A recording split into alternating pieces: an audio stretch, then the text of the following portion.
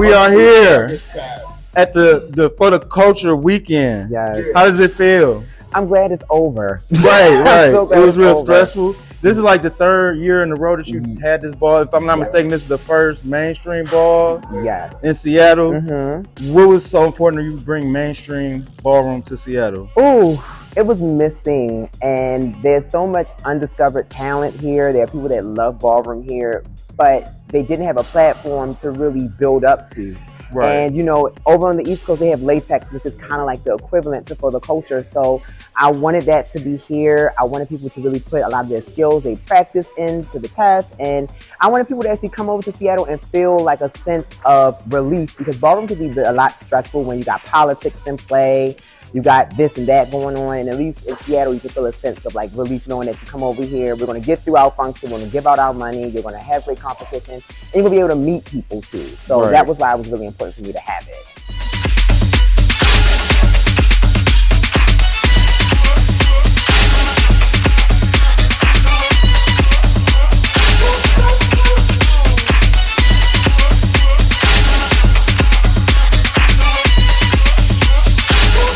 Was there a reason why you specifically chose this weekend out of all weekends to throw it? Or well, you know, shout outs to Jack and the rest of the crew in New York City. They have New York Awards Ball, and every year for the last 2 years, it fell on the same thing. Not this time. Right. So I went on ahead and just moved my ball to the following weekend. Right. And I will be strategically doing that every time. Gotcha. So people can come out and support. But then also too, August just seems like a very fitting month for the culture. So why the hell not? Right. Absolutely. Tell me about your organization that you are running to throw this ball. Oh, damn. Okay. So my organization or my program is called Space Health, and we actually explore the intersectionality of art and healthcare for Black and Brown folks throughout the Pacific Northwest. And we use ballroom as a medium and a tool to give people access to safe spaces, community resources, and also doing actual referrals to competent practitioners and folks that actually are able to administer services to low cost or free. And so I created it in February, and it hasn't turned a year old. So that's my baby, and that's what's been helping actually fuel this whole weekend. Right, and that's dope because you know, that type of work is definitely needed in the community around the country, right? Yes. So tell me where you want to see this organization in the next 10 years. Oh, wow. The next 10 years, I want to possibly expand it throughout the country. Right. I would love to be able to create actual buildings honoring our Black and Brown trans women of the scene. Like, who would not want to go to like a Sanaya Braxton recreational center? Like, I feel like we have tons of moments, but we don't have actual spaces or monuments to actually be able to immortalize a lot of the people that's put their blood, sweat, and tears into the scene. And so if I can at least be the start to that, I don't mind. But I would love for it to be a multi-use space, being able to access community resources, and also be able to be a space where we actually have balls, because a lot of the venues we have are very expensive and they're not built for balls, and we really see low profit. So if we have a space that's there for us, why not use it? Exactly. So you always give out like a whole lot of money. That's not the plan. Right. Okay. So why this year? Why did you choose the grand prizes that you chose, and why did you choose the amounts that you chose? Oh, okay. Well, I feel like some of them were like history making amounts, right? Yes. Well, specifically for women's performance, I feel like the women of the ballroom scene do not get their just due. Right. And I feel like it was only right that we went on ahead and continued that trajectory. At the Lanvin ball, they gave out $3,000 for women's face. Shout out to Janae Lanvin, who actually did that. So I decided to go ahead and grab the baton and then add $5,000 women's performance, so we can really go ahead and continue to support our women of our scene. Because instead of giving them like $500, $100, and they're spending just as much money on effects, they're spending just as much money on travel, let's give them their just due. And as far as house with the most points, I really just wanted to go ahead and really show unity amongst the houses. So folks can call members from all over, they can experience Seattle together, and also give the opportunity for you to now really be able to see different categories. So those are really the reason why I decided to do it. Speaking of different categories, it's a really like, it's always like a really diverse crowd here in Seattle. Why do you think that is? Well, as opposed to like the rest of the country. Well, Seattle is really white. Oh, and we ain't got it's really white, and so those of us that are from marginalized communities, we have to stick together. So us sticking together is really important. And also in addition to that, I felt as though that there wasn't no spaces for us. So being able to have this ball, have this weekend, have those spaces is crucial. And I think that it just helps with kind of finding community because a lot of us are transplants. We're not from Seattle. So we kind of stick together. And so I think that's why you get to kind of see a little bit of a mixing pot. Right. So that's dope. Why did you choose the commentators that you chose and the DJ? Well, I chose the commentators because love Snooki. Mind you, I've known Greg for years. Spider has always been somebody that's reliable for me. And also on top of that, I want to make sure that I am bringing people on that show a different array of like working together. Because sometimes when you have commentators and DJs, the same team, and you want to kind of be able to give everyone a shot. And I believe in that. And there'll be other commentators and other DJs at the next couple for the culture. So, and plus they're very professional and they're very respondent to things. So that's why I chose them. Dope. Tell me about like some of the difficulties that you faced while putting this together, because it's your third year in a row. Ooh. I know some things have to come up. Sleep deprivation, like just losing sleep, no sleep at all. Hundreds of questions from people, tons of last minute changes to judges panels.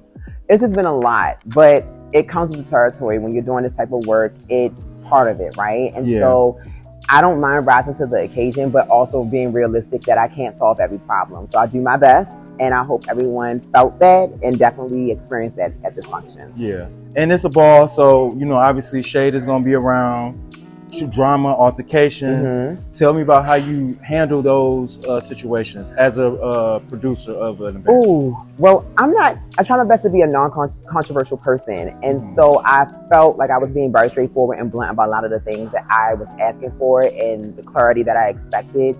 Some of that was actually fulfilled by some judges and some of that was not. And so that's a lesson learned. But also in addition to that, I feel as though that you can't avoid any type of like controversy or shade that happens in the scene. So all you can do is just kind of be able to pivot and move forward as such. And I think that with those difficulties and challenges that arose with this ball, it was able for me to learn a lot and also be able to really take accountability for some things, but also really be able to have other people take accountability. So in reality, I think it just was a lesson learned and just continuing to be better at it. Who mad? She's mad because she was mad that I chopped it. So hold on 1 second, because he asked me a question and it's on camera. She asked me a question. She said that she's chopping every LaBeija because I chopped a cisgender female that came out the cage and I was expecting more. She missed the beat when she came out. We brought her back. I voted for her. I'm more of a McGlair than she is. And when she tried that, I was really upset because she's not going to try my house and vote unfair. No, I gave every single fucking judge a job. I warned y'all and told y'all if y'all disrupt this function for any fucking thing, you and your house is gone. That goes for any and everybody. That is it. And out of the whole weekend, what was your favorite category? Oh, my favorite category. You could pick one for each night if you want to. Women's performance from last night was my favorite. And Friday, it will probably be performance. No. I'm lying. It wasn't performance. It was actually realness. I liked realness. And then tonight, it was space. Awesome. And runway. If I had to, they kind of like tied. Dope. And describe like what this weekend felt like in 5 words or less. The entire weekend. Growth. Honestly, that's the one where I would say, like, we've been doing this and preparing for stuff like this for 3 years straight consistently. So it felt like being able to see a lot of the Seattle and Tacoma talent hit the floor and see them actually like winning and sending people where at one point, like, they didn't know what Ballroom was and now we're here. So people actually consider Seattle a space where you can actually understand and be able to relate ballroom wise. And so it's not like, oh, it's Seattle. Yes, it's new, but also it's a sense of like, you come here, you know that we're going to know how to conduct and be able to appreciate ballroom. Right. And describe Seattle's ballroom scene in 1 word. It is very community driven. It is very new. It is very on the cusp of innovation. And also being able to want to honor and pay homage to old school ballroom. And that's the thing that I want to introduce to them. Because my favorite era of ballroom is like 2008, 2014, like in that bracket of time. Like if you were around during that time, it was just such a nuanced era. And I really, really wanted people to kind of have that sense of it. You know, just having great judges and venues like this. It just kind of makes you feel very nostalgic, if that's the word, nostalgic. Yeah. It was a really good time. Like every year it gets better and better. So So I really am hopeful to see like what's next, and I'm really impressed that you are like basically like building a scene. Yeah, you know, and it's no iron team. Like there's so many people that help me with this, and shout outs to every single one of them. Talk about some of the people that helped you. Oh my gosh, like folks from my Strike a Pose team, which is my mini ball function I do each month. So from Android to Notorious 007 to Janice to Squeak to so many other people, Katie, Jarrell. Oh, with so many folks that want a team, and I'm just drawing a brain right now, but all of them helped me with so much. And then also the community, they love to be able to volunteer. So with them volunteering, that really takes a lot of the grunt up. So shout out to them as well. Folks from the Space team, folks from the Seattle Kiki sessions, like everyone has just been so supportive throughout this entire weekend. I couldn't be more appreciative. Dope. Thank you. Thank you. Again, everybody, is Julian. Why did you leave Lanvin? Oh, you were trying to start it up. Yo, wow. Why did you leave Lanvin and join the Balenciaga? I just went next door. It wasn't just next door. So what was wrong with Lanvin? Because they didn't support your ball like that? You were trying to, you're trying to start it up. I'm going to give you a short version. Okay. Basically, I just felt like I just wanted to change. Okay. You know, love the live bands. The live bands will always be home to me. However, I just wanted to be in a space and be around folks that actually not only were supportive, but also were where I was at currently within my ballroom career. Right. And it just makes more sense for me. So, you know, always love live bands. So when folks actually get to know me and folks actually are introduced to me, I don't mind them actually saying Julian Balenciaga, but I prefer Julian Lanvin Balenciaga because Lanvin is my DNA. Balenciaga is now my new home. Oh, that's what's up. Yes. Everybody is Julian Lanvin Balenciaga. Thank up you. and coming legend. Oh, there we go. Yay, we done. Oh my God. Turn the camera off for the show. Oh my God.